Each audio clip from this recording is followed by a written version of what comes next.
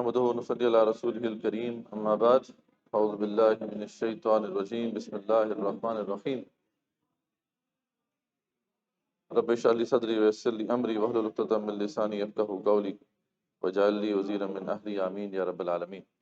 سورہ اعراف میں ہم نے تقریباً بڑی بڑی قومیں ہیں ان کو دیکھا تھا۔ اس میں ہم قوم لوط تک ہم نے دیکھ لیا تھا۔ قوم شعیب کا بھی ضمناً ذکر جو ہے وہ موجود ہے۔ لاسٹ سیشن میں ہم نہیں کر پائے تھے کہ یہ جو ایسی قوم تھی قوم شعیب، اس کے بعد پھر قوم فرعون کا ذکر آتا ہے۔ تو قوم شعیب ایک ایسی قوم تھی کہ جن کا وہی حال تھا جو پاکستانیوں کا حال ہے، کہ ان کے ہاں شرک تو تھا ہی لیکن کرپشن بھی کمال کی تھی، مطلب اوپر سے لے کے نیچے تک ہر بندہ کرپٹ تھا۔ ناپ تول میں کمی کرنا یہ ان کا مطلب خاصہ تھا۔ تو ان کی طرف ان کے رسول جو تھے شعیب علیہ السلام، انہوں نے آ کے ان کو سمجھایا کہ دیکھو حلال روزی کمایا کرو، نہ حرام کمایا کرو۔ تو ان کا جواب پتہ کیا تھا ان کو؟ وہ ویسے ہی تھا جیسے کہ ہم لوگ کہتے ہیں نا، کوئی ایسا بزرگ آ جائے کوئی ہمیں بتانے کے لیے کہ بھئی آپ ایسا نہ کیا کریں، تو وہ آگے سے ہی کہتا ہے بابا جی آپ اپنی نمازیں پڑھیں، ٹھیک ہے، ہمیں تنگ نہ کریں۔ تو وہی ایسے ہی جواب انہوں نے بھی دیا تھا کہ آپ جا کے نماز وغیرہ پڑھیں، ہمیں تنگ نہ کریں، ہم ایسے ہی کام کریں گے۔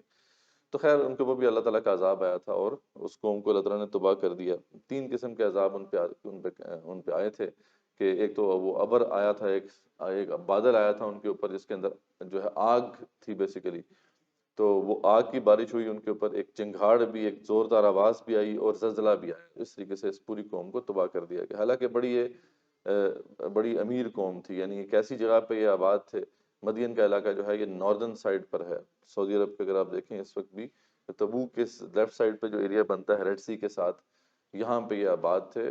اور قدیم جو ٹریڈ روٹس ہیں ان کے سمجھ لیں کہ جنکشن پہ یہ آباد تھے، اس لیے بڑے بازار لگتے تھے یہاں پہ، بڑے امیر لوگ تھے، لیکن پھر بھی یعنی سب کچھ تھا ان کے پاس لیکن کرپٹ تھے۔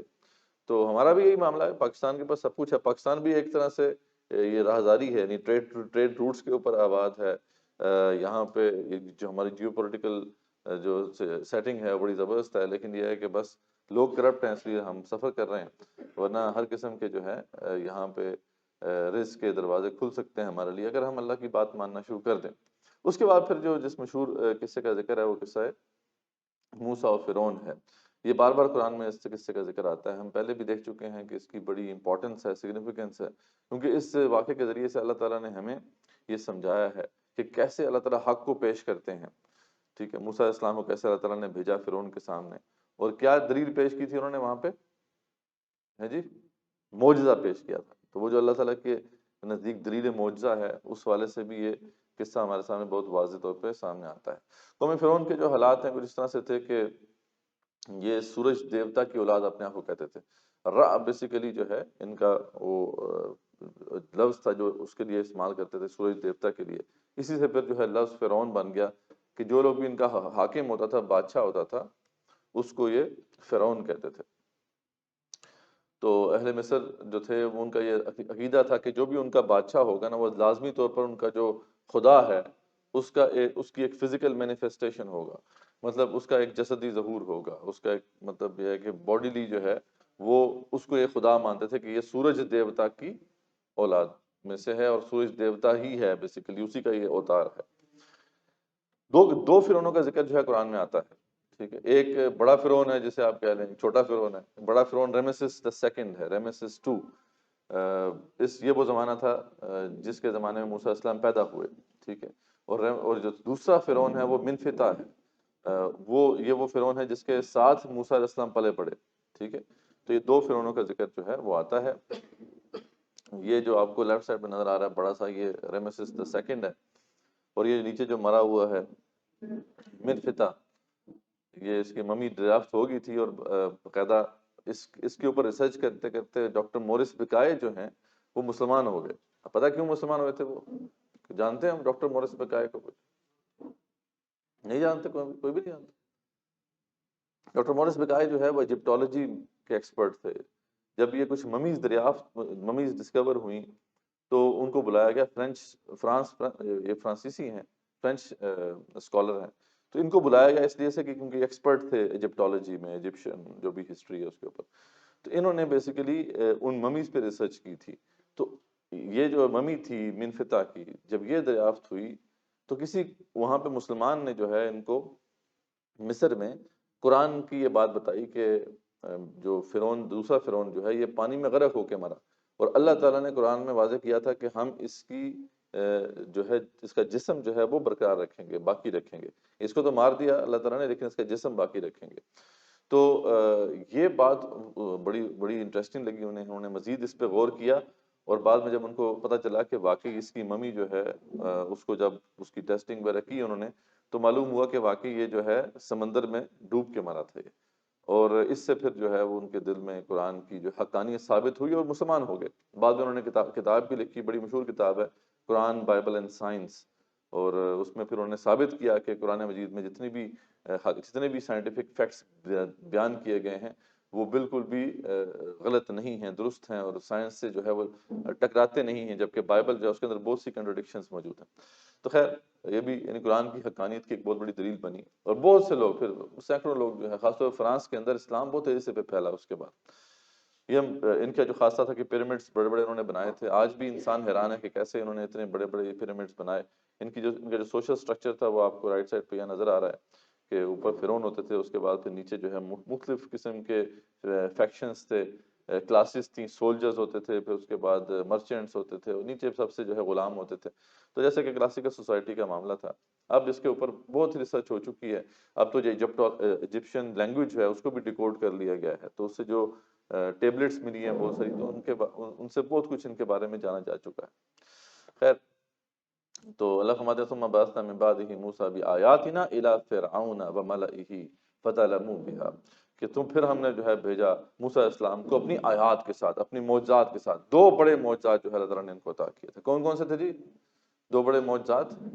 ایک تو عصا کو وہ پھینکتے تھے تو وہ سانپ بن جاتا، بڑا اژدہا بن جاتا تھا، اور دوسرا یہ تھا کہ اپنے ہاتھ کو جب بغل میں ڈالتے تھے تو وہ سورج کی طرح چمکتا تھا۔ ٹھیک ہے، تو یہ دو بڑے معجزات ان کو عطا کیے گئے تھے، اور ان کو بھیجا گیا فرعون اور اس کے سرداروں کی طرف۔ تو فانظر کیف کان عاقبۃ المفسدین، تو اللہ فرماتے ہیں دیکھو پھر کیسا انجام ہوا فساد کرنے والوں کا۔ تو وہ جب وہاں پہ گئے تو فرعون کے دربار میں، آپ ذرا امیجن کریں نا کہ آپ فرعون کے دربار میں بیٹھے ہوئے ہیں، ٹھیک ہے، اور آپ کے سامنے جو ہے موسیٰ اور ہارون آتے ہیں علیہ السلام۔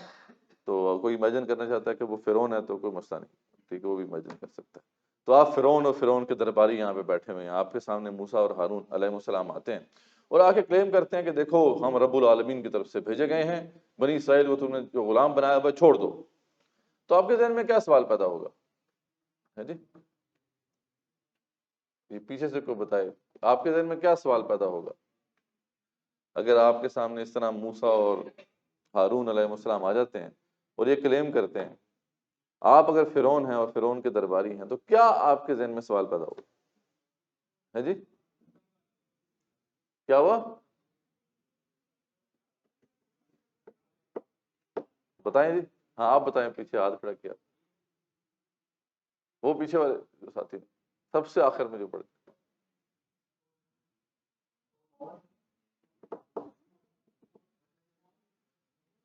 چل ٹھیک ہے ٹھیک ہے، بہرحال انہوں نے آپ کے ذہن میں یہی سوال پیدا ہوگا نا کہ یہ رب العالمین کون ہے، اور ہم آپ کی بات کیوں مانیں؟ مطلب اتنی بڑی قوم کو ہم نے غلام بنایا ہوا ہے، تو کیسے جو ہے ہم ان کو ریلیز کر دیں؟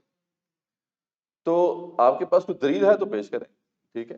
تو یہی ذہن میں سوال پیدا ہوگا نا، تو یہی سوال انہوں نے کیا تھا فرعون نے کہ بھئی تم ایسے ہی آئے ہو یا کوئی دلیل لے کر آئے ہو؟ تو موسیٰ علیہ السلام نے جو ہے وہی دو نشانیاں جو ان کو اللہ تعالیٰ نے دی تھی وہ پیش کرتے ہیں۔ عصا پھینکا، وہ سانپ بن گیا بڑا، ہاتھ کو بغل میں ڈالا تو وہ چمکنا شروع ہو گیا، اور اس پہ پھر موسیٰ علیہ السلام نے چیلنج بھی کیا، جیسے میں نے آپ کو بتایا تھا کہ معجزہ ہوتا ہی چیلنج کے ساتھ ہے۔ چیلنج کیا کہ تم اگر ایسی چیز لا سکتے ہو تو لاؤ، ٹھیک ہے، یہ میرے رب کی طرف سے نشانی ہے، یہ میرے رب کی طرف سے وہ آئی ڈی کارڈ ہے جو مجھے دیا گیا ہے، اس سے میری حقانیت بھی واضح ہوتی ہے، یعنی میری ٹروتھ فلنس بھی واضح ہوتی ہے، اور اس پیغام کی ٹروتھ فلنس بھی واضح ہوتی ہے جو میں لے کر آیا ہوں۔ تو اس پہ جو ہے اس کو چیلنج کو قبول کرنا اس کے لیے لازم تھا، کیونکہ وہ قبول کیے بغیر رہ نہیں سکتا تھا۔ تو انہوں نے پہلے تو موسیٰ اور ہارون علیہ السلام کو قید کروایا اور کہا کہ جی یہ تو بالکل اس چیلنج کو ہم پورا کریں گے۔ موسیٰ علیہ السلام نے ایک اور بھی بات کہی تھی، موسیٰ علیہ السلام نے کہا تھا کہ کیوں نہ یہ جو چیلنج ہے، یہ جو تمہیں ہم کر رہے ہیں، اس کا مقابلہ جو ہے وہ ایک بڑے میلے والے دن ہو جائے۔ ایک بہت بڑا میلہ لگا کرتا تھا ان کا، یوم الزینہ، تو اس دن پھر جو ہے یہ کانٹیسٹ جو ہے طے پایا۔ موسیٰ اور ہارون علیہ السلام کو انہوں نے قید کیا اور بہترین جادوگروں کو بلایا اور کہا کہ دیکھو بھائی اس طرح کی چیز تم بھی پیش کرو. تو جادوگروں نے کہا یہ تو مسئلہ ہی کوئی نہیں ہے جی، یہ تو انہوں نے ایک سانپ بنایا، ہم نے 100 سانپ بنا لیں گے، مسئلہ کوئی نہیں ہے. تو کہتے ہیں کہ جی کئی ہزار جادوگر جمع ہو گئے، تقریباً 3000 کے قریب جو ہے جادوگر کہتے ہیں جمع ہو گئے. اور انہوں نے آ کے پھر جو ہے پلاننگ کی کیسے کرنا ہے مقابلہ. اور اس دن جب فیصلے کا دن تھا اور وہاں پہ سامنے وہ آ گئے تو انہوں نے کہا کہ ہم پہلے پھینکیں یا آپ پھینکیں گے. موسیٰ علیہ السلام نے کہا تم پھینکو، کوئی مسئلہ نہیں. جب انہوں نے پھینکا، وہ 3000 کے قریب جو جادوگر تھے، انہوں نے جب اپنی رسیاں پھینکی اور اپنے جو بھی اپنے پاسا لے کے آئے ہوئے تھے، ڈنڈے لے کے آئے ہوئے تھے، وہ پھینکے تو وہ سانپ بن گئے. وہ سب وہ بھی چلنا شروع کر گئے، انہوں نے بھی چلنا شروع کر دیا. تو موسیٰ علیہ السلام بھی پریشان ہو گئے. خود اللہ تعالیٰ بھی اس کی گواہی دیتے ہیں کہ بہت بڑا جادو لے کر آئے تھے وہ اس زمانے میں جس دور کی یہ بات ہو رہی ہے، جادو اپنے پیک پر تھا، تو بہترین جادوگر ہوا کرتے تھے. تو ایسا انہوں نے جادو پھینکا کہ موسیٰ علیہ السلام خود پریشان ہو گئے اور اللہ تعالیٰ بھی کہتے ہیں کہ بہت بڑا جادو لے کر آئے. تو اللہ نے موسیٰ علیہ السلام کو تسلی دی کہ آپ پریشان مت ہوں، آپ پھینکے تو صحیح جو آپ کے پاس ہے. موسیٰ علیہ السلام نے جیسے ہی ایسا پھینکا تو کیا ہوا کہ جناب وہ بڑا اژدہا بنا اور اس نے سب کا سب نگل لیا، یعنی وہ کھا گیا وہ ساری جو بھی وہ رسیاں وغیرہ تھیں، اور سارے کے سارے جو ہیں وہ بالکل سکتے میں آ گئے. جادوگروں کے اوپر ایسا اثر ہوا کہ وہ سجدے میں گر گئے، فوراً سجدے میں گر گئے اور وہ اسلام لے آئے اور ایسے پکے پھر مسلمان ہوئے کہ اب وہ اس میں مطلب یہ ہے کہ آگے ہم پڑھیں گے اس کے اینڈ میں جب ان مقامات کو دیکھیں گے. ایسے پکے مسلمان ہوئے کہ جب فرعون نے کہا کہ ہم تمہیں قتل کر دیں گے، تمہیں جو ہے اس طریقے سے ہم سولی چڑھائیں گے کہ تمہارے ہاتھ پاؤں کو مخالف سمتوں میں کاٹیں گے، یعنی ایک ہاتھ چھوڑ دیں گے اور ایک دایاں ہاتھ اور بایاں پاؤں، تاکہ کسی جوگے نہ رہو تم، ایسے میں تمہیں کروں گا اور پھر تمہیں سولی بھی چڑھواؤں گا. تو اس پر بھی وہ ڈٹے رہتے ہیں، کہتے ہیں کہ ہم ان آیات کو اب دیکھ چکے ہیں جو اللہ نے ہمیں ہماری طرف بھیجی ہیں، ہم اب تمہاری بات نہیں مان سکتے. یہ ہے اثر ہوتا ہے معجزہ کا، یعنی معجزہ جو ہے اس کی بنیاد پر جو ایمان نصیب ہوتا ہے وہ اندھا بہرا ایمان نہیں ہوتا ہے، وہ انٹلیکچوئل ایمان ہوتا ہے، وہ شعوری ایمان ہوتا ہے، جس کا ذکر ہم نے کیا تھا نا کہ ایمان جو ہے یہ تو ہم نے باتیں بس سنی ہوں گی آپ نے کہ آنکھیں بند کر کے آپ نے قبول کرنا ہوتا ہے، حالانکہ ایمان جو ہے حقیقت کا ادراک ہے، اس کو سمجھ کر ایکسیپٹ کرنا ہے. جیسے میں آپ سے کہتا ہوں کہ سامنے یہ پروجیکٹر لگا ہوا ہے تو آپ مانیں گے؟ ہے جی، مانیں گے نا آپ. تو یہ جو ماننا ہے نا یہ ہے ایمان. اگر میں یہ کہوں کہ نہیں جی یہ کوئی کرسی اوپر لگی ہوئی ہے تو آپ مانیں گے؟ ٹھیک ہے. اگر میں زور دے کے کہوں، میں کہتا ہوں ایسی کی تیسی یہ ہے ہی کرسی، آپ مانیں تو تھوڑی دیر بعد شاید آپ کہیں گے مولوی صاحب شاید صحیح کہہ رہے ہوں. ٹھیک ہے، لیکن یہ جو ماننا ہوگا آپ کا یہ شک کے ساتھ ہوگا. ٹھیک ہے، تو یہ شک کے ساتھ ماننا ہوتا ہے، وہ ایمان نہیں ہوتا، یاد رکھیں. وہ بلیف ہو سکتا ہے، فیتھ ضرور ہو سکتا ہے، ایمان نہیں ہو سکتا. تو بہرحال اس کے بعد جب فرعون نے دیکھا کہ یہ تو کام تمام خراب ہو گیا، یہ تو سارے کے سارے جو ہے جو خاص بندے تھے وہ تو سجدے میں گر گئے، اور اس کا کیا اثر پڑا ہوگا مجمع کے اوپر. آپ خود امیجن کر سکتے ہیں، سب لوگ نے دیکھ لیا سب لوگوں نے کہ یہ تو حق ہے جو موسیٰ علیہ السلام پیش کر رہے ہیں. تو سردار جو تھے نا فرعون کے سردار سے انہوں نے پمپ کیا فرعون کو، وہ کچھ کرو گے تم ان کا یا ایسے تم جو ہے تماشا دیکھتے رہو گے. تو اس پہ فرعون نے ایک دفعہ پھر جو ہے وہی پرانا آرڈر وہ جاری کر دیا کہ ان کے بیٹوں کو قتل کرو اور ان کی جو عورتیں ہیں ان کو زندہ چھوڑ دو، غلام بناؤ. تو اس پر موسیٰ علیہ السلام نے اپنی قوم کو تسلی دی تھی کہ دیکھو قال موسیٰ لقومہ استعینوا باللہ واصبروا، اللہ سے مدد مانگو اور صبر کرو. ان الارض للہ یورثها من یشاء من عبادی، اللہ تعالیٰ کی زمین ہے، جس کو چاہتا ہے وہ دیتا ہے. والعاقبۃ للمتقین، اور متقیوں کے لیے اچھا انجام ہوتا ہے، فکر نہ کرو. اس پہ جو ہے وہ جو قوم تھی، آپ ان کا حال آپ کو پتہ ہی ہے، پہلے بھی ہم نے ان کے حالات پڑھے. تو موسیٰ علیہ السلام سے کہتے ہیں کہ موسیٰ کو فائدہ تو نہ ہوا نا آپ کے آنے کا، آپ کے آنے سے پہلے بھی ہمیں مار پڑ رہی تھی، آپ کے آنے کے بعد بھی مار پڑ رہی ہے، کیا فائدہ ہوا تھوڑا. ٹھیک ہے جی. تو قالوا اودینا من قبل ان تأتینا ومن بعد ما جئتنا. تو اس پہ موسیٰ علیہ السلام پہ جلال میں آتے ہیں اور کہتے ہیں بڑی زبردست بات وہ کہتے ہیں، قال عصا ربکم من یہلک عدوکم، قریب ہے کہ اللہ تعالیٰ تمہارے دشمنوں کو جو ہے ہلاک کر دے گا. وَيَسْتَخْلِفَكُمْ فِي الْأَرْضِ، اور تمہیں یہاں پہ پھر اتھارٹی دے گا. فَيَنْظُرْ كَيْفَ تَعْمَلُونَ، اور پھر فَيَنْظُرَ كَيْفَ تَعْمَلُونَ، اور پھر دیکھے گا کہ تم جو ہے کیا کرتے ہو، تم کیسے عمل کرتے ہو. كَيْفَ تَعْمَلُونَ، تو یعنی وقت کے رسول کو بھی وہ نہیں چھوڑتے تھے. تو خیر اس کے بعد آگے دیکھتے ہیں کہ اللہ نے فرعون کو پھر جو ہے اور اس کے جو سردار تھے اور جو بھی وہ قوم تھی ان کو مختلف پھر طریقوں سے آزمایا۔ یہ وہ وقت تھا جب جو بنی اسرائیل تھے ان کے بہت ظلم ہو رہا تھا، انہوں نے اپنی نمازیں بھی جو ہیں گھر میں پڑھنا شروع کر دی تھی، باہر جانا بھی چھوڑ دیا تھا، کیونکہ بہت مشکل ہو گئی تھی، بعد ان کو جو ہے مار پڑتی تھی بڑی سخت۔ تو اس دوران بھی پھر اللہ تعالیٰ نے جو ہے فرعون کو تھوڑا موقع دیا، اور ان کے اوپر 7 بڑے عذاب آئے، پھر اس میں قحط سالی ہے، پھلوں اور پیداوار کی کمی ہو گئی، طوفان آ گیا، ٹڈی دل آ گیا، مطلب وہ جو ہوتے ہیں گراس ہاپرز، یہ بہت زیادہ آ گئے، پھر ایک دفعہ گھن کا کیڑا لگ گیا، مینڈک آ گئے بہت سارے، خون، سارا پانی خون بن گیا، اس طرح کے عذاب آتے رہے۔ جب بھی کوئی عذاب ان کے اوپر آتا تو یہ بندے کے پتر بن جاتے، آتے موسیٰ علیہ السلام کے پاس کہ جی آپ ہمارے لیے دعا کریں، مطلب یہ مسئلہ حل ہو جائے۔ موسیٰ علیہ السلام دعا کرتے، جب مسئلہ حل ہو جاتا تو پھر دوبارہ سے ہی پھر جاتے، ٹھیک ہے، پھر دوبارہ عذاب آتا۔ تو اللہ تعالیٰ نے ان کو بہت سی مہلت دی، خیر لیکن بھی اب نہیں مانے تو اللہ تعالیٰ نے پھر ان کو غرق کر دیا، ٹھیک ہے۔ وہ آپ کو پتہ ہی ہے پورا واقعہ کہ موسیٰ علیہ السلام ایک ہی رات میں پھر نکلے، 5 لاکھ کے قریب یہودی تھے، ان کے ساتھ نکلے، اور آپ نے جو ہے یہ کراس کیا بحر ریڈ سی جو ہے اس کو، یہ اگر آپ دیکھیں کہ یہ اس کی کراسنگ ہے، یہاں سے جو ہے یہ لینڈ آف جوشن جسے کہتے ہیں، یہ یہاں سے ہوتے ہوئے یہاں پہ اس مقام پہ انہوں نے جو ہے اسے کراس کیا تھا ریڈ سی کو، اور پھر جو ہے یہ ماؤنٹ سینائی، یعنی یہاں پہ یہ صحرا سینا ہے، اور یہ ماؤنٹ طور ہے، یعنی طور پہاڑ کی طرف یہ پھر آئے تھے یہاں پر۔ تو یہ سارا جو ہے معاملہ ہوا، ایک ہی دن یہ لے کے نکلے۔ اس دن اللہ تعالیٰ نے فرعون کو پتہ نہیں کیا سجائی، کیونکہ جب بندے کو اللہ تعالیٰ ہلاک کرنا چاہتے ہیں نا تو ان کا دماغ خراب کر دیتے، دماغ معوف کر دیتے ہیں۔ اس نے کہا جی آج سارے کے سارے نکلو، جتنے بھی لڑنے والے ہیں سب نکلو، فوجی بھی نکلو، جتنے مرد ہیں سب نکلو، آج ہم نے ایک ایک کو ذبح کرنا ہے، ان بنی اسرائیلوں کو نہیں چھوڑنا ہم نے۔ وہ ایسا اس میں طیش میں آیا ہوا تھا، وہ سب کو لے کے نکلا۔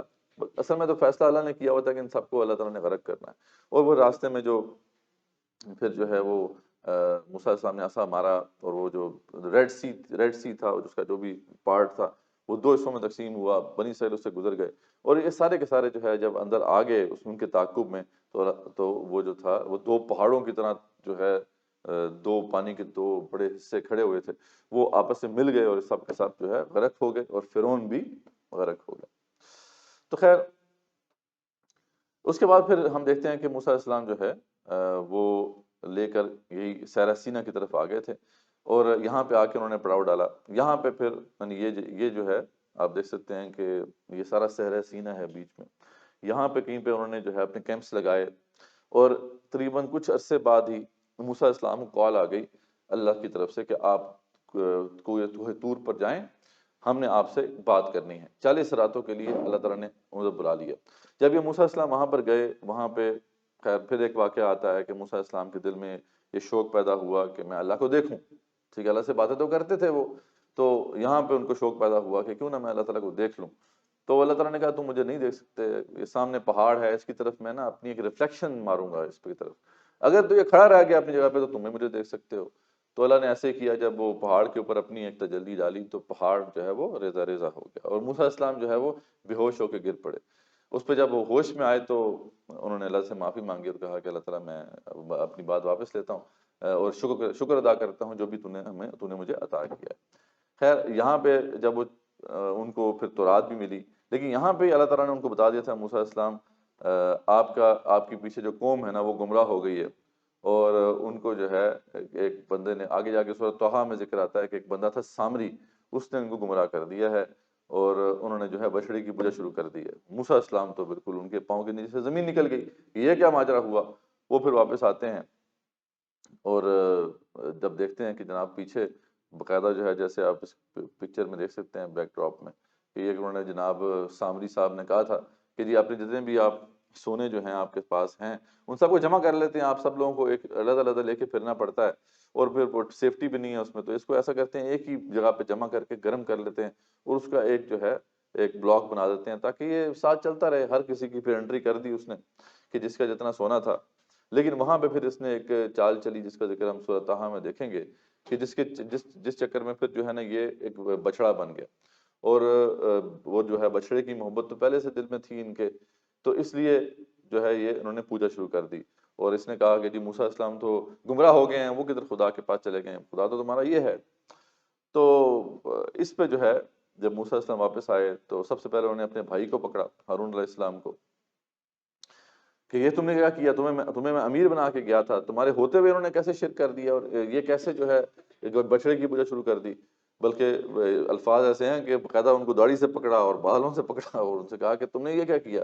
تو اس پہ وہ کہتے ہیں موسیٰ علیہ السلام سے کہ دیکھیں آپ مجھے نہ اس طریقے سے بے عزت کریں، میں نے تو بہت روکنے کی کوشش کی تھی لیکن یہ تو میرے جان کے در پہ ہو چکے تھے، مجھے قتل کرنے لگے تھے، اس لیے میں ان کو اب مزید نہیں روک سکتا تھا، ورنہ بہت بڑا فساد ہو جاتا۔ تو یہ بات انہوں نے کہی، جس پہ موسیٰ علیہ السلام نے ان کی بات مان لی۔ بڑی انٹرسٹنگ حدیث بھی ہے صحیح مسلم میں کہ رسول اکرم صلی اللہ علیہ وسلم فرماتے ہیں کہ جب وہاں پہ روز محشر جو ہے دوبارہ سے آپ کو پتہ نا وہ جو نفخہ بجے گا، وہ حضرت اسرافیل جو ہے سور پھونکیں گے تو سب تباہ ہو جائیں گے، اور پھر جو ہے دوبارہ سے اٹھائے جائیں گے۔ تو دوبارہ جب اٹھائے جائیں گے نا، ہوش میں آئیں گے، تو رسول اکرم صلی اللہ علیہ وسلم فرماتے ہیں کہ سب سے پہلے جو ہے نا میں اٹھوں گا، اس وقت جو ہے میں سب سے پہلے بیدار ہوں گا، لیکن میں دیکھوں گا کہ موسیٰ علیہ السلام مجھ سے پہلے جو ہے وہ عرش کے پائے کو تھامے کھڑے ہیں، یعنی موسیٰ علیہ السلام مجھ سے ہی پہلے جو ہے وہ ہوش میں آئے ہوئے ہیں۔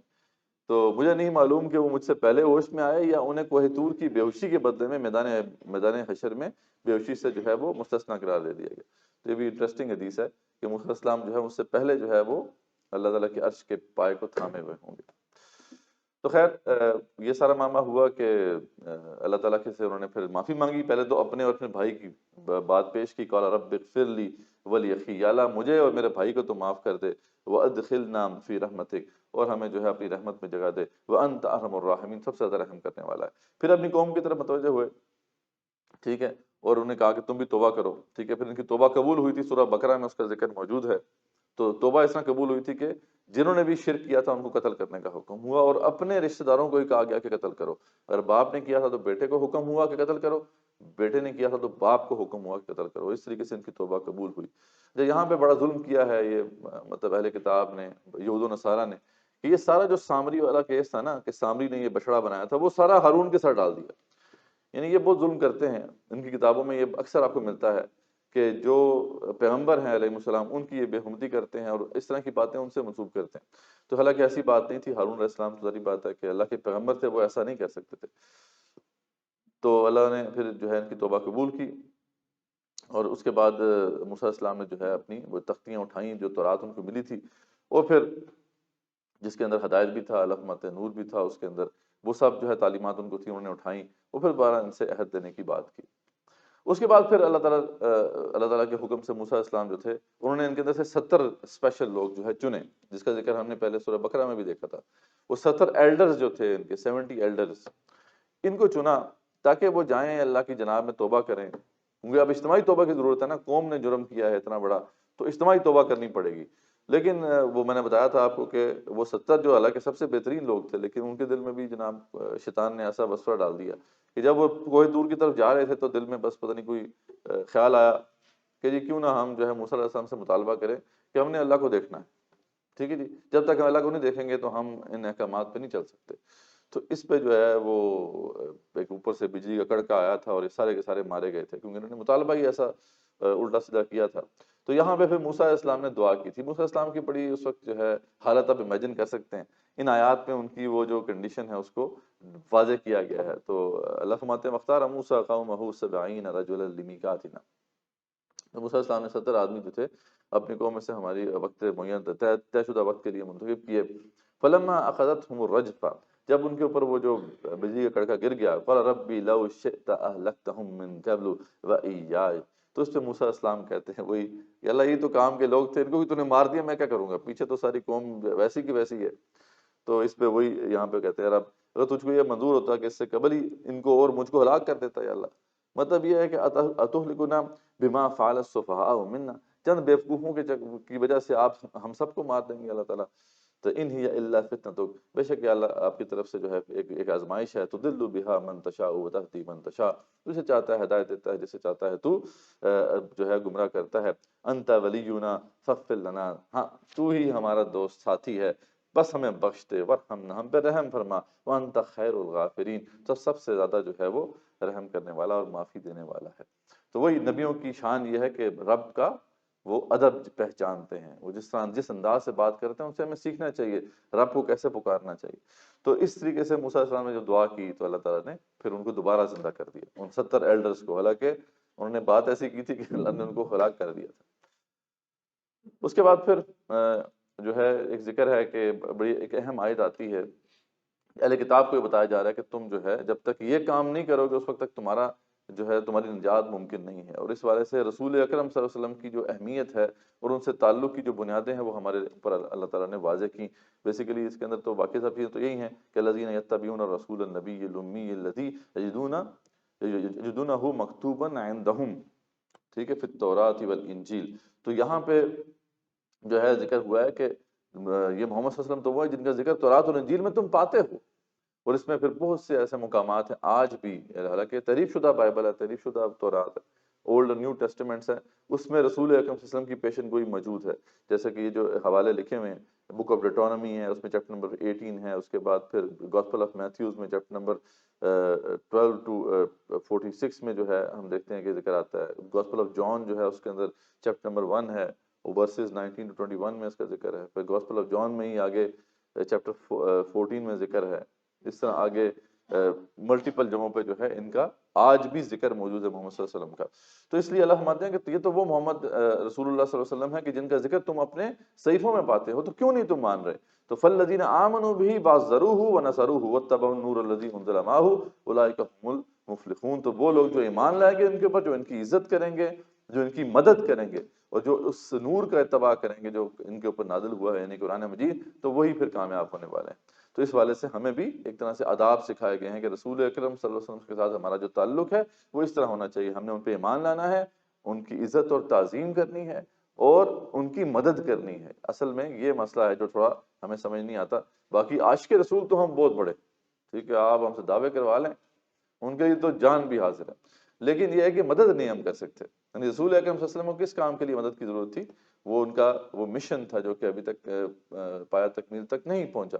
اور مشن کیا ہے؟ لقد ارسلنا رسولنا بالبینات وانزلنا معهم الکتاب والمیزان لیقوم الناس بالقسط، ٹھیک ہے، پوری دنیا پر اللہ تعالیٰ کے دین کا نفاذ، تاکہ نظام عدل و قسط جو ہے پوری دنیا پہ نافذ ہو جائے۔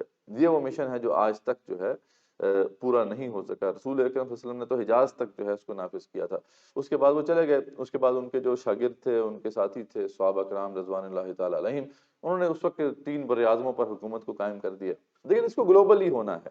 رسول اکرم صلی اللہ علیہ وسلم جو ہے پوری دنیا کے لیے رسول بنا کے، پوری کائنات کے لیے رسول بنا کے بھیجے گئے ہیں، تو اس لیے ان کا جو دین ہے اسے پوری کائنات پر جو ہے نافذ ہونا ہے، پوری دنیا پر نافذ ہونا ہے۔ تو وہ ابھی تک نہیں ہوا، اس کام میں ان کو مدد کی ضرورت ہے۔ اس کام میں جو ہے اگر ہم مدد کریں گے تو ہماری نجات ہے، تو وہ ہم کرنے کو تیار نہیں ہیں، لیکن محبت بہت ہے، ٹھیک ہے۔ وہی بات ہے نا، ابا جی سے کہیں گے ابا جی محبت تو بہت ہے لیکن کام نہ کہنا بھائی، ٹھیک ہے، تو وہی والی بات ہماری بھی۔ تو انہیں بتا دیں رسول اللہ علیہ وسلم آپ سب کی طرف اللہ کے رسول ہیں۔ موسیٰ علیہ السلام کی قوم میں کچھ لوگ تو اللہ فرماتے ہیں حق کی رہنمائی کرنے والے تھے، اسی کے ساتھ وہ عدل کے ساتھ فیصلے بھی کرتے تھے، لیکن بعض لوگ جو تھے وہ غلط تھے۔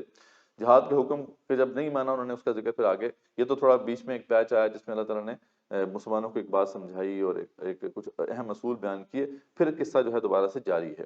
اب قصہ اس وقت اس کے بعد کا کیا ہے کہ جب موسیٰ علیہ السلام واپس آئے اور توبہ ان کی قبول ہوئی، 70 ایلڈرز کو بھی لے کے آ گئے، تو پھر انہوں نے کہا تھا کہ عہد کرو، اب کو تورات کے جو احکامات ہیں ان کو تم پورا کرو گے، جس پہ پھر انہوں نے پھر ایک دفعہ ڈنڈی ماری۔ انہوں نے کہا یہ احکامات پہ جو اس میں تو جہاد کا حکم بھی ہے اور بھی مشکل احکامات ہیں، تو یہ ہم سے نہیں ہوتا۔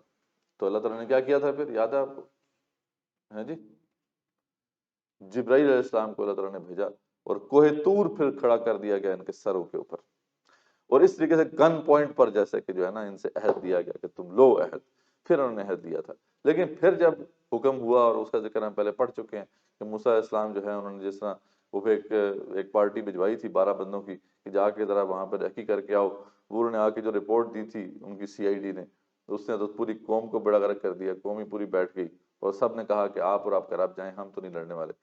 تو اس کے بعد پھر ان کو 40 سال کی جو ہے سزا سنائی گئی سحر نوردی کی، یعنی یہ وہی جو ہم نے میپ دیکھا تھا، جو سیرہ سینہ ہے اس کے اندر پھر یہ خوار ہوتے رہے۔ تو اس دوران بھی ان کے اوپر عنایات ہوتی رہی، اس دوران بھی جب بہت 5 لاکھ کے قریب تھے، نہ کھانے کا سامان تھا نہ پینے کا سامان تھا، تو ان کو سب سے پہلے جو ہے اللہ تعالیٰ نے یہ ان کے اوپر کرم کیا کہ اوپر تو چھت تو تھی نہیں، نہ ان کے پاس اتنے خیمے تھے، تو ایک بادل ساتھ لگا دیا تو ان کے سر کے اوپر چلتا تھا تاکہ ان کے اوپر سایہ رہے۔ پھر ان کو پانی کا مسئلہ تھا، تو اللہ تعالیٰ نے موسیٰ علیہ السلام سے کہا کہ آپ عصا ماریں ایک پتھر کے اوپر، تو اس میں سے 12 چشمے نکل آئے، پانی کا مسئلہ بھی حل ہو گیا۔ اور پھر کھانے پینے کا مسئلہ تھا تو وہ اللہ تعالیٰ نے من و سلوہ جو ہے وہ اوپر سے اتار دیا، اس سب کا ذکر یہاں پہ ہے۔ اس کے بعد پھر ان کو پھر بھی جو ہے اس پہ تکلیف تھی کہ جناب ایک ہی کھانا کھا کھا کے تنگ آ گئے ہیں، من و سلوہ کہتے ہیں جی یہ جو ٹیسٹ ہی نہیں ہے اس کا، تو مطلب ڈفرینٹ ٹیسٹ ہونا چاہیے، کوئی پیاز ٹماٹر کوئی آلو وغیرہ اس طرح کی چیزیں ہمیں دیں۔ تو اس پہ بھی اللہ تعالیٰ نے پھر کرم کیا، ایک زرخیز زمین کا خطہ جو ہے جس پہ کوئی بھی نہیں تھا، کہیں ریڈ سی کے پاس کوئی علاقہ تھا جو ان کو مل گیا۔ اللہ تعالیٰ نے لیکن شرط ایک رکھی تھی کہ تم جب اس میں داخل ہوگے تو معافی مانگتے ہوئے جانا، ٹھیک ہے، لیکن انہوں نے معافی مانگی نہیں، بلکہ کیا کیا تھا، یاد ہے آپ کو؟ ہیں جی، اب یہ یاد تو ہونا چاہیے نا، ہم نے ڈسکس کیا تھا کہ انہوں نے احتجاج کیا، احتجاج کرتے ہوئے جو ہے داخل ہوئے۔ اللہ تعالیٰ ہمیں گندم پکی پکائی چاہیے، پکی پکائی چاہیے، ہم نہیں اس میں بو کے کاشت نہیں کر سکتے۔ حالانکہ موسیٰ علیہ السلام نے کہا تھا کہ تم اپنے وہ بیج وغیرہ بو محنت کرو تو یہ سب کھیتیاں یہاں سے مل جائیں گی تمہیں، یہ سب چیزیں، یہ پیاز ٹماٹر آلو وغیرہ سارا کچھ، ٹھیک ہے۔ تو کہتے نہیں نہیں ہمیں محنت نہ کرنی پڑے، پکی پکائی چاہیے۔ تو اس طرح احتجاج کرتے ہوئے گئے تو پھر اللہ تعالیٰ نے ان کے اوپر پھر ایک عذاب نازل کیا اور کافی لوگ اس میں سے ہلاک ہوئے۔ تو یہ سارا ماجرا جو ہے یہاں پہ بیان کیا گیا ہے۔ اس کے بعد ایک واقعہ ہے ان کی تاریخ کا بڑا ایک مشہور واقعہ، گو کہ ان کے ہاں اس کا ذکر نہیں ملتا، وہ ہے اصحاب سبت کا واقعہ۔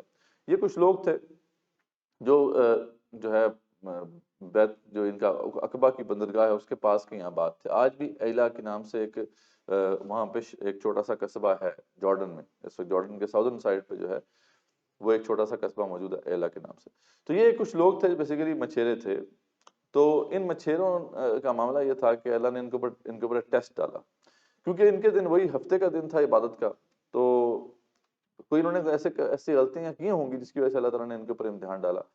تو امتحان یہ تھا کہ ہفتے والے دن جس دن ان کا عبادت کا دن ہوتا تھا تو مچھلیاں خوب آتی تھیں، مچھلیاں ڈھیر لگ جاتا تھا، مچھلیاں بلکہ جو ہے وہ ان کے سامنے جو ہے وہ چھلانگیں بھی مارتی تھیں اور ان کو انٹائز کرتی تھیں کہ پکڑو۔ لیکن یہ ہے کہ جیسے ہی یہ فرسٹ ورکنگ ڈے سنڈے کو جاتے تھے تو کوئی مچھلی نہیں ہوتی۔ اب یہ تو کچھ عرصے چلتا رہا سلسلہ۔ اب اللہ تعالیٰ ان کو ٹیسٹ کر رہے تھے، دیکھتے ہیں کہ یہ ہفتے کے دن کی عبادت کو سمجھتے ہیں یا نہیں سمجھتے، یا اس کو اس میں ڈنڈی مارتے ہیں۔ تو ان میں سے پھر جو کچھ سمجھدار لوگ ہوں گے، جیسے ہمارے ہاں بھی کچھ سمجھدار ہیں، تو انہوں نے کہا کہ یہ تو مسئلہ ہم حل کر دیتے ہیں، سانپ بھی مر جائے گا اور لاٹھی بھی نہیں ٹوٹے گی۔ ہم ایسا کرتے ہیں کہ کچھ جو ہے نا وہ ہوز بنا لیتے ہیں، مطلب کوئی تھوڑی پگڈنڈیاں سی بنا لیتے ہیں، پانی جب ہفتے والے دن جو ہے ہم اپنی عبادت کرتے رہیں گے، یہ مچھلیاں ساری پانی سمیت جو ہے پیچھے تالاب جو ہم بنا لیتے ہیں، چھوٹے چھوٹے وہ ٹبز بنا لیتے ہیں، اس میں جمع ہو جائیں گی، اور اگلے دن جب ہم سنڈے والے دن جائیں گے تو مچھلیاں بھی پکڑی جائیں گی اور جناب عبادت بھی ہو جائے گی۔ اب گو کہ ان کا یہ معاملہ ایسا تھا کہ اس پہ فتویٰ نہیں لگایا جا سکتا، مطلب اگر کوئی فتویٰ لگانا چاہے تو فتویٰ نہیں لگے گا، کیونکہ ہفتے والے دن جو ہے وہ تو یہ تو نہیں پکڑے، ہفتے والے دن تو عبادت کر رہے ہیں۔ وہ تو انہوں نے ٹیکنیک کی ہے کہ جناب ایک ہوز بنا لی ہیں پیچھے اور وہ پگڈنڈیاں بنا لی ہیں، تو لیکن اللہ کو یہ بات پسند نہیں آئی کہ اللہ کو ڈاج کیا جا رہا ہے، اس لیے اللہ تعالیٰ نے پھر ان کے اوپر عذاب مسلط کیا اور یہ بندر بن گئے تھے سارے۔ اچھا، ان کے اندر تین گروہ ہو گئے تھے، اللہ فرماتے ہیں ایک وہ لوگ تھے جو اس کام میں لگے ہوئے تھے، دوسرے وہ لوگ تھے جو اس کام میں لگے تو نہیں ہوئے تھے لیکن وہ لوگوں کو منع نہیں کرتے تھے، لوگوں کو روکتے نہیں تھے، اور تیسرا گروہ ان لوگوں کا تھا جو خود بھی رکا ہوا تھا اور دوسروں کو روکتا بھی تھا۔ تو اللہ نے صرف ان کو بچایا۔ تو یہ ہمارے لیے بھی ہے کہ جب برائی ہو رہے معاشرے میں ہو رہی ہو تو جب تک ہم اس کو روکیں گے نہیں ہماری نجات نہیں ہے، مطلب ہم اگر خود نہیں کر رہے، خود بچے ہوئے ہیں تب بھی ہم نہیں بچ سکتے، کیونکہ اللہ تعالیٰ نے یہ واضح کیا ہے کہ یہ ہماری ذمہ داری ہے کہ ان لوگوں کو دوسروں کو روکنے کی کوشش کریں۔ تو یہ سارا واقعہ ہے۔ تو ہفتے کے دن کے حوالے سے جیسا میں نے ذکر کیا کہ ان کے ہاں بھی بہت زیادہ بعد میں پھر بدماشی شروع ہو گئی تھی، بلکہ بعد کا جو دور ہے حضرت سلیمان علیہ السلام کے بعد کا جو زمانہ ہے اس میں پھر ہفتے کا دن جو ہے ان کے لیے کوئی اہمیت، اس کی اہمیت ہی ختم ہو گئی تھی۔ عقبہ کی جو بندرگاہ تھی جو سلیمان علیہ السلام نے بنائی تھی، اس کے اوپر جو ہے عین ہفتے کے دن جو ہے وہ جہاز ان کے وہ تجارتی مال سے لد رہے ہوتے تھے، تو اس وقت کئی انبیاء ان کے درمیان آئے اور انہوں نے جو ہے ان کو بتایا، سمجھانے کی کوشش کی۔ یرمیہ ایک نبی تھے، انہوں نے کہا دیکھو تم اگر ایسی باتیں کر رہے ہو، یروشلم جو ہے نظر آتش ہو جائے گا، جل جائے گا نظر یہ جو ہے یروشلم تمہارا۔ لیکن یہ ہے کہ انہوں نے نہیں مانا۔ اس طرح حزقیل جو ایک نبی تھے وہ بھی اس کی شکایت کرتے رہے ہیں۔ تو اسی سے معلوم ہوتا ہے کہ شاید یہ اسی دور کے زمانے کا یہ واقعہ ہے، یہ جو اصحاب سبت کا واقعہ ہے۔ تو اللہ فرماتے ہیں کہ اور آپ ان لوگوں سے، اس بستی والوں کا جو کہ دریائے شور کے قریب آباد تھی، ذکر کیجئے، اس وقت کا حال پوچھیے جبکہ وہ ہفتے کے بارے میں حد سے نکل رہے تھے، جبکہ ان کے ہفتے کے روز تو ان کی مچھلیاں ظاہر ہو کر ان کے سامنے آتی تھیں، اور جب ہفتے کا دن نہ ہوتا تو ان کے سامنے نہ آتی۔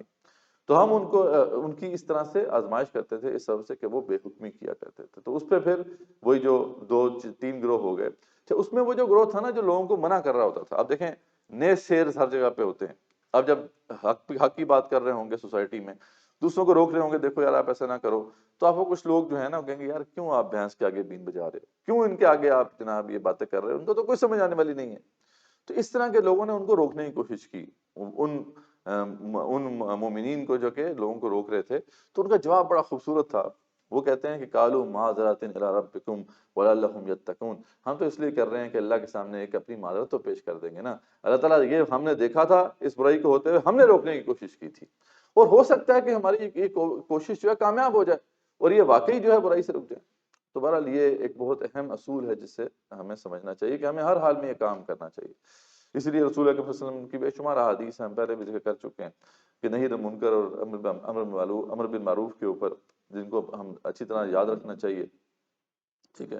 یہ بڑی مشہور حدیث صحیح مسلم کی ہے کہ جو بھی کوئی برائی کو اپنے آنکھوں کے سامنے دیکھے تو اگر اس کے پاس استطاعت ہے تو ہاتھ سے روکے، اگر اس کی بھی استطاعت نہیں ہے تو پھر زبان سے روکے، اس کی بھی استطاعت نہیں ہے تو پھر دل میں برا جانے، اور یہ ایمان کا سب سے ادنا درجہ ہے، ٹھیک ہے۔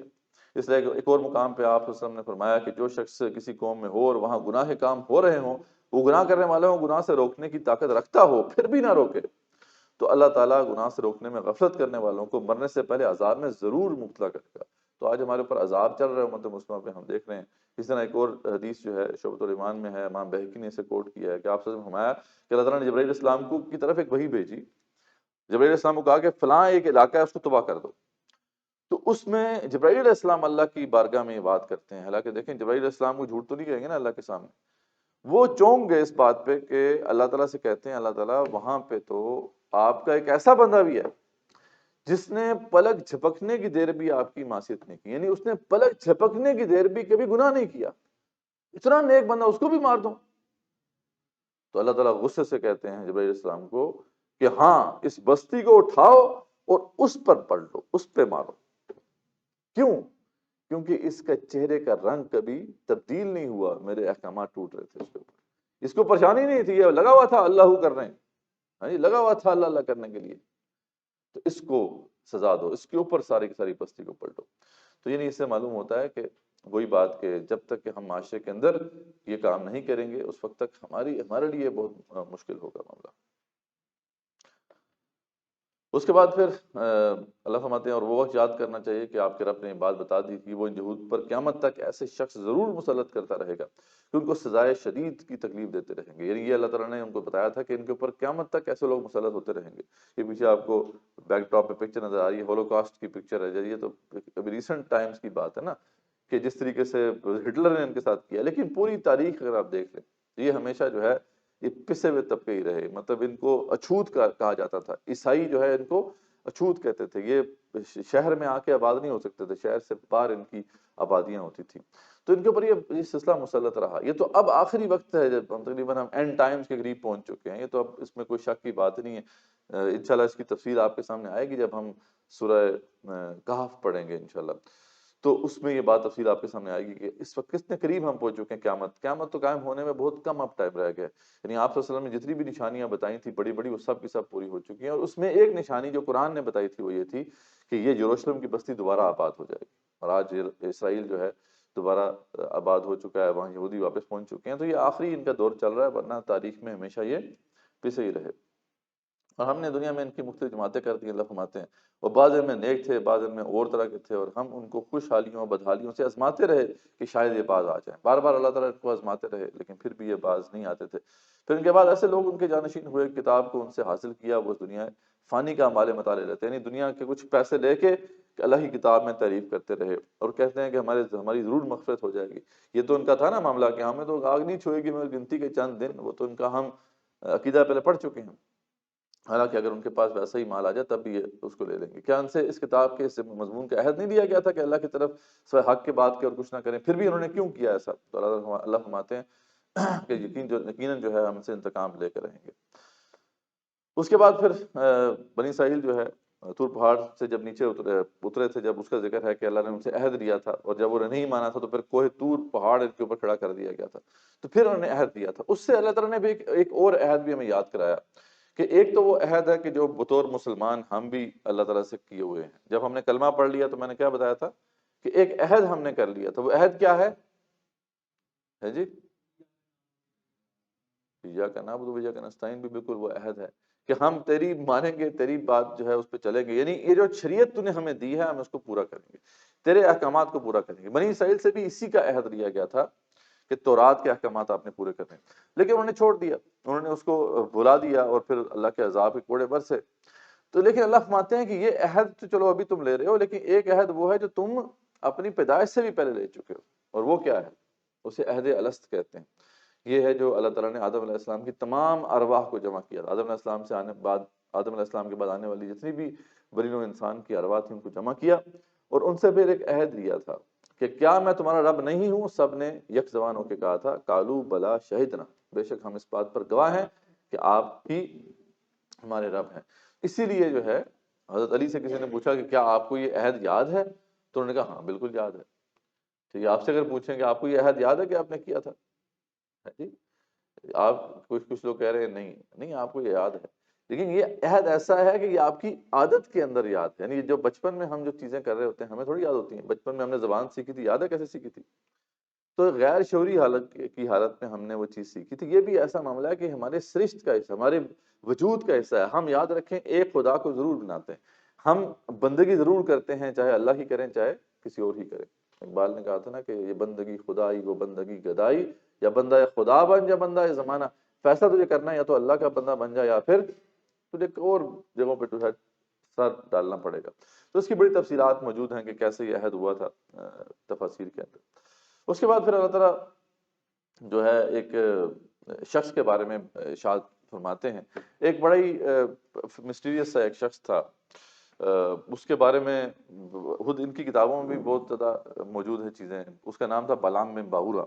یہ شخص وہ تھا جو کہ تھا تو موسیٰ علیہ السلام کے ساتھ ہی، یعنی مسلمان ہو گیا تھا، لیکن اس کا تعلق جو ہے وہاں کے کسی قوم کے ساتھ تھا، جو کنانی قومیں وہاں پہ آباد تھیں، جو وہاں پہ صحرا سینا کے اندر، وہیں پہ کسی قوم میں اس قوم سے اس کا تعلق تھا، لیکن تھا بہت نیک۔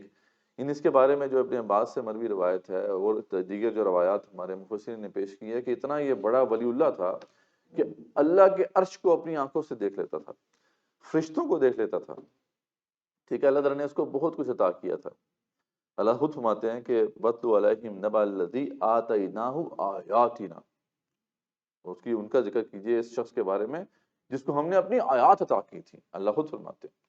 لیکن یہ ہے کہ یہ گمراہ ہوا، اور ان کے سامنے بیسیکلی جب موسیٰ علیہ السلام نے اپنے 40 سال کی سیرہ نوردی کا جو زمانہ تھا اس میں آخری کا جو پارٹ تھا اس میں جہاد شروع کیا تھا نا موسیٰ علیہ السلام نے، تو اس وقت جو ہے خدشہ ہوا کہ اس کی قوم کے لوگوں کو خدشہ ہوا کہ ایسا نہ ہو کہ یہ موسیٰ علیہ السلام اٹیک کریں اور ہماری قوم کو نقصان پہنچائیں، تو وہ اس کے پاس آئے تھے اور اس کو آگے کہا تھا کہ تم ایسا کرو، کیونکہ اس کے بارے میں مشہور تھا کہ یہ جو دعا کرتا تھا یہ قبول ہوتی تھی، یعنی ایسا ان کو اللہ تعالیٰ نے اس کو ایسا اسم اعظم سکھایا ہوا تھا۔ تو اس سے آگے دعا کرنے کا کہا کہ تم ایسا کرو کہ موسیٰ علیہ السلام اور اس کی جو فوجیں ہیں ان کے خلاف بدعا دو، تو ان کے اوپر بدعا دو تاکہ جو ہے وہ پیچھے ہٹ جائیں۔ تو اس پہ وہ کہتے ہیں خدا کو خوف کرو، میں کیسے کر سکتا ہوں، اللہ کے پیغمبر ہیں۔ لیکن بعد میں انہوں نے بڑی کوشش کی، کہتے ہیں کہ اس کی بیوی بھی جو ہے اسی قبیلے سے تھی، تو ظاہر بات ہے بیوی نے بھی پریشر ڈالا، کچھ اور تحفے طائف بھی دیے، تو وہ مان گیا اور اس نے فیصلہ کر لیا کہ ٹھیک ہے میں بدعا دوں گا۔ لیکن یہ ہے کہ جب ایک پہاڑی پہ چڑھا جس کے نیچے جو ہے موسیٰ علیہ السلام اور ان کی جو فوجوں کے کیمپس لگے ہوئے تھے، جب پہاڑی پہ چڑھ کے وہ بدعا دینے لگا تو اس کی زبان سے نا موسیٰ علیہ السلام اور ان کی فوج کے بارے میں دعا نکل گئی۔ اچھا، یہ لوگ پریشان ہو گئے کہ اس کو تو ہم کسی اور کام کے لیے لے کے آئے تھے، اس نے ہمارے ساتھ کیا کیا۔ اچھا، پھر جب اپنی جو قوم تھی اس کے بارے میں انہوں نے کہا ہمارے لیے دعا کر دو، تو ان کے لیے جب دعا کرنے لگتا تو وہ بدعا نکل جاتی۔ تو اس کا پھر وہ کہتا ہے کہ میرے اوپر رب جو ہے غالب آ چکا ہے، اب میں یہ کام نہیں کر سکتا۔ اس پہ پھر جو ہے اس کے سامنے اس کی ڈیفارمٹی آ جاتی ہے، زبان سینے تک لٹک جاتی ہے، اور بھی بڑا کان گر جاتے ہیں اور پتہ نہیں کیا کچھ ہوتا ہے اس کے ساتھ۔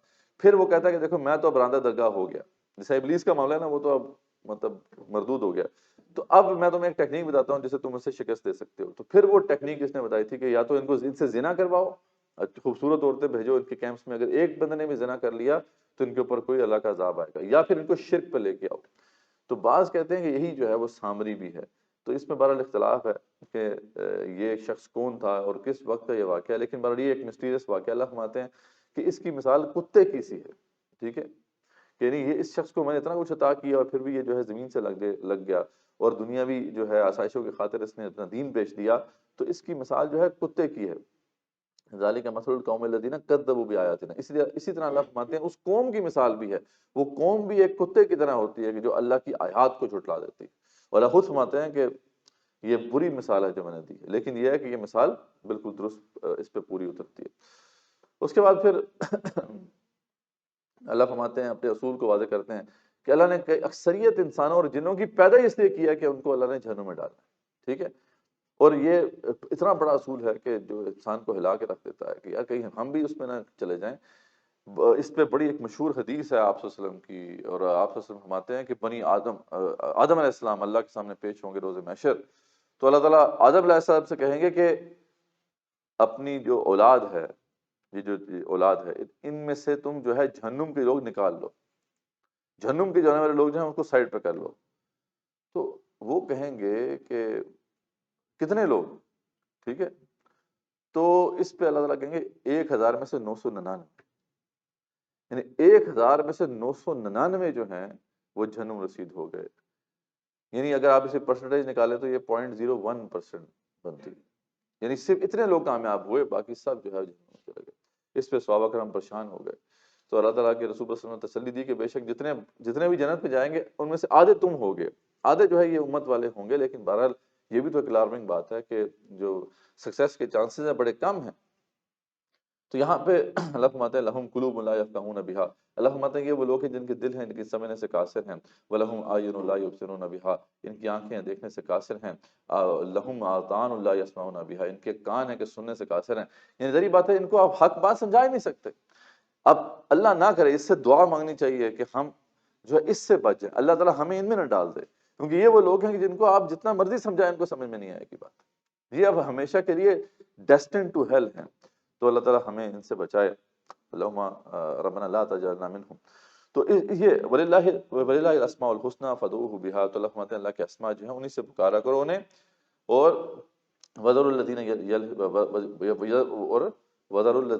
یلحدون فی اسمائی. اور ان لوگوں سے جو ہے دور رہو کہ جو اللہ کے جو اسماء ان کا غلط استعمال کرتے ہیں. یہ خاص طور پہ جادو میں اللہ کے جو اسماء کا غلط طریقے سے استعمال ہوتا ہے، یہ جادوگری بھی استعمال کیے جاتے ہیں اسماء. تو اللہ نے خاص طور پہ ان کا ذکر کیا ہے. اور بعض کہتے ہیں کہ جو بلعام بن باورہ تھا وہ بھی بیسیکلی اسی طرح کی ایک شخصیت تھی کہ اس نے اللہ کے اسماء کو بھی جادو کے لیے استعمال کیا تھا. تو مشرکین کو سمجھایا گیا کہ آیات کو جھٹلاتے ہیں انہیں اللہ تعالیٰ آہستہ آہستہ پکڑتا ہے مہلت دیتے ہوئے، لیکن اس کی پکڑ بڑی سخت ہوتی ہے، اسے بچ نہیں سکتا کوئی. کیا یہ مشرکین نہیں دیکھتے کہ رسول صلی اللہ علیہ وسلم کوئی جنون طاری نہیں ہے، بلکہ وہ تو کھول کھول کر خبردار کرنے والے ہیں. اچھا، اس کے بعد اللہ تعالیٰ انسٹرکشن دینے کے لیے جسے اللہ گمراہ کر دے اسے کوئی ہدایت نہیں دے سکتا. آپ اپنا کام جاری رکھیں. قیامت کے بارے میں آپ سے سوال کرتے ہیں کہ کب آئے گی، تو آپ بتا دیں کہ اس کا علم جو ہے میرے پاس بھی نہیں ہے، یہ تو اللہ ہی جانتے ہیں. پھر آدم اور حوا علیہ السلام کا ایک واقعہ ہے. اس کے بعد ایک مشرک مرد اور مشرک عورت کا ذکر ہوا ہے کہ جو خاص طور پہ مشرکین یہ کیا کرتے تھے کہ جب بچہ نہیں پیدا ہو رہا تھا تو دعا کرتے تھے اللہ تعالیٰ سے کہ ہمیں اولاد دے دے. جب اولاد مل جاتی تو پھر اس کو جو ہے رب کے بجائے کسی بت کے ساتھ منسوب کر دیتے کہ یہ فلاں بت نے دیا ہے. ٹھیک ہے، جیسے ہمارے ہاں بھی وہ جو ہے نا وہ پیرا دیتا اس طرح کے نام رکھے ہوتے ہیں کہ پیر نے دیا ہے. تو اس طرح کے ان کے ہاں بھی معاملہ تعالیٰ نے اس کو منع کیا، اس کو رد کیا. اس طرح انہوں نے کیا، انہوں نے دیکھا کہ آسمان و زمین کی بادشاہی کو وہ نہیں دیکھتے کہ اللہ تعالیٰ کی ہے. این ممکن ہے کہ ان کا آخری وقت قریب آ چکا ہو، لیکن جسے اللہ گمراہ کر دے اس کو کوئی ہدایت دینے والا نہیں ہوتا. اللہ فرماتے ہیں اس کے بعد اللہ فرماتے ہیں جن کو تم پکارتے ہو وہ تمہارے جیسے بندے ہی ہیں. یہاں پہ اللہ تعالیٰ نے اس شرک کی وہ تمام جو صورتیں ان کو رد کر دیا کہ لوگ یہ کہتے ہیں وہ تو بتوں کو پکارتے تھے، ہم تو بزرگوں کو پکارتے ہیں. یہاں پہ ہمارے ہاں مسلمان بھی ایسی بات کرتے ہیں. تو وہاں پہ بھی اللہ تعالیٰ واضح کرتے ہیں جنہیں تم پکارتے ہو وہ تمہارے جیسے انسان ہی ہیں. ٹھیک ہے، اور وہ تمہاری بات نہیں سنتے اگر تم ان کو پکارو گے بھی، تو اس لیے ان کو پکارنے کا فائدہ نہیں ہے. اور اگر وہ تمہاری بات سن بھی لیں تو اس کو پورا نہیں کر سکتے، ان کے پاس کوئی اتھارٹی نہیں ہے. تو اس لیے اس سے جو ہے جتنے بھی شرک کے سلسلے ہیں ہمارے ہاں اس کا بھی رد ہو جاتا ہے. اس کے بعد اللہ تعالیٰ جو ہے رسول اکرم صلی اللہ علیہ وسلم کو کچھ انسٹرکشنز دے رہے ہیں کہ دیکھیں آپ جب بھی جاہل آپ سے جھگڑنے کی کوشش کریں تو آپ اعوذ باللہ پڑھ لیا کریں، کیونکہ یہ شیاطین ہیں جو ان کو اکسارے ہوتے ہیں. تو اگر آپ کو یاد آ جائے جب بھی تو یہ اعوذ باللہ پڑھ کے اس محفل سے سائڈ پہ ہو جایا کریں۔ اور پھر اس کے بعد ذکر آیا کہ جب بھی کوئی معجزہ ظاہر نہیں ہوتا ان کی مرضی کے مطابق تو یہ کہتے ہیں کہ آپ یہ معجزہ کیوں نہیں لے کر آئے، وہی جو فرمائشی معجزے والا سبق ہے وہ دوبارہ سے یہاں پہ دہرایا گیا۔ اللہ تعالیٰ فرماتے ہیں کہ قرآن مجید آ چکا ہے، دیکھیں اب اس کا جواب کیا دیا اللہ تعالیٰ نے، یہاں پہ بھی دیا ہے، سورہ انعام میں بھی دیا کہ ھذا بصائر من ربکم، یہ رب کی طرف سے واضح نشانیاں تمہارے پاس آ چکی ہیں، وہدی ورحمہ، اور یہ ہدایت اور رحمت ہے، یعنی قرآن مجید اب آ چکا ہے، اس کے بعد اب کوئی اور معجزہ تمہاری فرمائش کے مطابق ہم نہیں دکھائیں گے۔ تو اللہ تعالیٰ فرماتے ہیں کافرو جب قرآن پڑھا جائے تو سنا کرو، ٹھیک ہے، تاکہ تم پر رحم کیا جائے۔ اور پھر اس کے بعد جو ہے یہ سورہ اعراف جو ختم ہوتی ہے، آگے سورہ انفال کا آغاز ہے۔ تو کچھ کوشچنز ہوں آپ کے تو وہ لے لیتے ہیں، چلو اس کے بعد کنکلوڈ کرتے ہیں۔ جی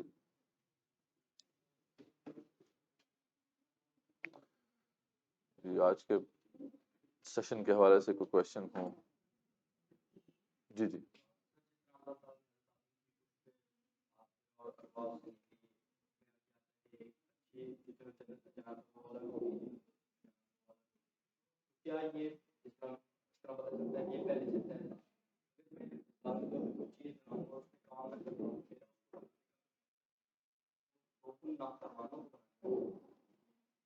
اللہ تعالیٰ نے یہ بات نہیں کی، اللہ تعالیٰ فرماتے ہیں کہ یہ اللہ تعالیٰ کو معلوم ہے، یعنی یہ اللہ تعالیٰ کو پتہ ہے کہ اکثریت انسانوں کی گمراہ ہو گئی ہے، ٹھیک ہے۔ اللہ تعالیٰ نے ساتھ یہ بھی تو فرمایا نا کہ ہاں میں نے انسانیت کی اور جنوں کی، انسانوں جنوں کی اکثریت پیدا ہی اس لیے کی ہے کہ جنوں میں ڈالیں، لیکن اللہ ساتھ پہ یہ بھی فرماتے ہیں کہ میرا یہ حکم ہے، یہ بندے کے اوپر ڈیپینڈ کرتا ہے کہ وہ اس کی زد میں آتا ہے کہ نہیں آتا۔ حکم تو ہے اللہ تعالیٰ کا، لیکن بندہ اپنے اعمال کرنے کے بعد اس حکم کی زد میں آ جاتا ہے، اس حکم کے تحت آ جاتا ہے۔ تو اس لیے یہ تو ایک واقعہ ہے جو ہوا ہے، اللہ اس پہ خوش نہیں ہے، لیکن اللہ کہتے ہیں کہ یہ ایک معاملہ ہے، اللہ ہمیں اس لیے بتا رہے ہیں کہ وارن کر رہے ہیں کہ دیکھو یہ ہو چکا ہے، یہ واقعہ ایک ٹریجڈی ہو چکی ہے، اکثریت مسلمانوں کی گئی جہنم میں، تو اس لیے تم تو ہوش پکڑ لو، جو تم جو ہے ابھی اس وقت ہوش میں ہو، شعور تمہیں دیا ہوا ہے، زندگی تمہارے پاس ہے، تم ہوش پکڑو۔ تو یہ کانٹیکسٹ ہے، یہ بات نہیں ہے کہ اللہ تعالیٰ کہہ رہے ہیں کہ ہم نے بس پیدا ہی اس کو جہنم کے لیے کیا، یہ اس کانٹیکسٹ میں نہیں بات ہو رہی ہے، اس کانٹیکسٹ میں بات ہو رہی ہے کہ حکم تو یہ اللہ تعالیٰ کا اسی طریقے سے ہوا ہے، انفولڈ ہوا ہے، لیکن اس میں اعمال بندوں کے ہیں، وہ ایسے لوگ اعمال کرتے ہیں جس کی وجہ سے وہ ان لوگوں میں شامل ہو جاتے ہیں۔ اور وہ بیسیکلی اصول میں نے بیان کر دیا آپ کے سامنے، وہ بڑا اصول جو ہے کہ جب یہ حق سامنے پیش کر دیا جائے کسی بھی غیر مسلم کے سامنے، اور پھر وہ اس کے باوجود اسے قبول نہ کرے، یعنی حق کو سمجھ کر اسے قبول نہ کرے، تو پھر اسے مہلت دی جاتی ہے، اس مہلت کے دوران اگر وہ نہیں قبول کرتا تو پھر کیا ہوتا ہے جی؟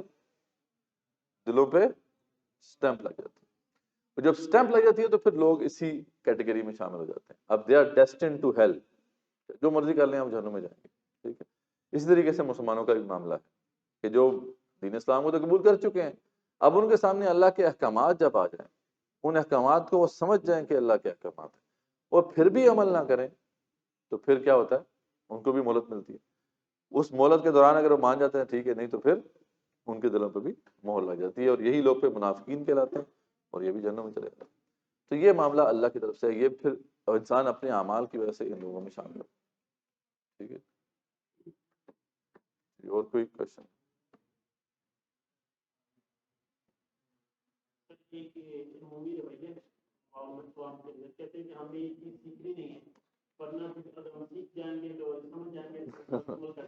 لازم ہو جائے گا۔ اللہ تعالیٰ نے فرما دیا کہ اللہ انہا تذکرہ فمن شاء ذکرہ، ہم نے یہ نصیحت نازل کر دی ہے، جو چاہتا ہے نصیحت حاصل کرنا کر لے۔ یہ اللہ تعالیٰ فرماتے ہیں ہم کسی کو سیپریٹ جا کے صحیفے نہیں دیں گے، سورہ مدثر میں آتا ہے کہ ہم، یہ لوگ چاہتے ہیں کہ ان کو سیپریٹ صحیفے ہم ان گھروں میں دیں گے، ایسی بات نہیں ہے، ہم نے یہ نصیحت نازل کر دی ہے، جو چاہتا ہے نصیحت حاصل کرنا کر لے۔ اور اگنورنس جو ہے وہ بلس نہیں ہوتی، اگنورنس جو ہے وہ ایکسکیوز نہیں ہوتا، لاء میں بھی یہی بات ہے نا کہ اگنورنس جو ہے اس کی بیس پہ آپ کسی کو یہ نہیں کہہ سکتے کہ آپ کو، آپ کے اوپر یہ لاگو نہیں ہوتا، قصور آپ کا ہے کہ آپ کو نہیں، آپ نے نہیں اس کو جانا۔ تو یہ بالکل ہی غلط رویہ ہے کہ ہم جان لیں گے تو پھنس جائیں گے، اگر نہیں بھی جانیں گے تب بھی پھنسیں گے، بلکہ اس سے زیادہ پھنسیں گے کہ تم جان سکتے تھے اور نہیں جانا، یہ تو دل کی سختی کی علامت ہے کہ ایک بندہ اس کو موقع مل رہا ہے کہ وہ سیکھے اور پھر بھی نہیں سیکھنا چاہتا وہ، یہ تو دل کی سختی کی علامت ہے. ایسے بندے کو تو پھر توبہ کرنی چاہیے، اس کا تو دل بڑا سخت ہو چکا. تو یہ معاملہ ہے. جی. اور کوئی کوشچن ہو پر اپنا فیڈ بیک ضرور دیں کہ اس کو ہم جس طرح چل رہا ہے مطلب اس کو بہتر بھی کیا جا سکتا ہے ڈیفینیٹلی. تو آپ لوگوں کی انپٹ جو ہے وہ بڑی میٹر کرے گی. تقریباً انشاءاللہ کل جو ہے ہم 10 پارے تقریباً ہمارے کمپلیٹ ہو جائیں گے. تو تقریباً جو ہے ہمارا 1/3 قرآن تو ختم ہو گیا. ٹھیک ہے، آگے بھی رمضان ابھی ہمارے پاس کافی ٹائم ہے، تو اس کوشش تو ہے ہماری، اگر اسی طرح ہم اسی روزانہ ایک پارہ ہم کریں گے تو میرے خیال میں ہم 27 تک ہم نے جانا ہے. تو انشاءاللہ ہماری 26 پارے تو ہو جائیں گے. 4 پھر بعد میں بھی ہم کر سکتے ہیں. تو اسی پیس پہ ہم چل سکتے ہیں اگر آپ لوگوں کو سمجھ میں آ رہا ہے. ٹھیک ہے، خاص طور پہ آپ جو سارے لوگ ساتھی بیٹھے ہوئے ہیں وہ تو وہ ہیں جو کہ باقاعدہ سنتے ہیں.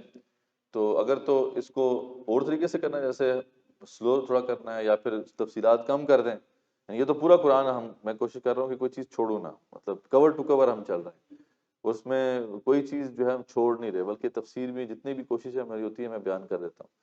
تو ہم پورے قرآن سے گزر رہے ہیں. یا پھر یہ بھی ہو سکتا ہے کہ ہم قرآن کے کچھ پارٹس لے لیں، مطلب ایک پارے کے کچھ اہم نکات جیسے اینڈ میں ہم بیان کرتے ہیں ان پہ بات کر لیں. اس طرح کریں یا اس طرح چلنے دیں، مطلب جس طرح چلنے دیں، اس طریقے سے زیادہ بہتر ہے. چلیں ٹھیک ہے.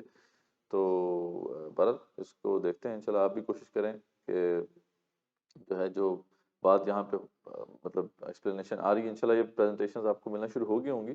پتہ نہیں کتنی پریزنٹیشن ملی ہیں، ساری پریزنٹیشنز آپ کو مل جائیں گی انشاءاللہ. لیکن 3 ملی ہیں ابھی تک. ٹھیک ہے، باقی پھر انشاءاللہ. اچھا، کچھ میں نے شیئر کی تھی، پتہ نہیں وہ آگے 3 ملی. ٹھیک، باقی پھر انشاءاللہ وہ میں آپ کو دے دوں گا. آپ نے نوٹس وغیرہ بھی اب لیتے رہیں. ٹھیک ہے، اور کوشش کریں کہ بعد میں اس کی ریکارڈنگ بھی آپ کو ہم مل جاتی ہے جو اس کو بھی دیکھیں، تاکہ اس رمضان کے مہینے میں زیادہ سے زیادہ آپ جو ہے قرآن کو سمجھنے کی کوشش کریں. جزاکم اللہ خیر.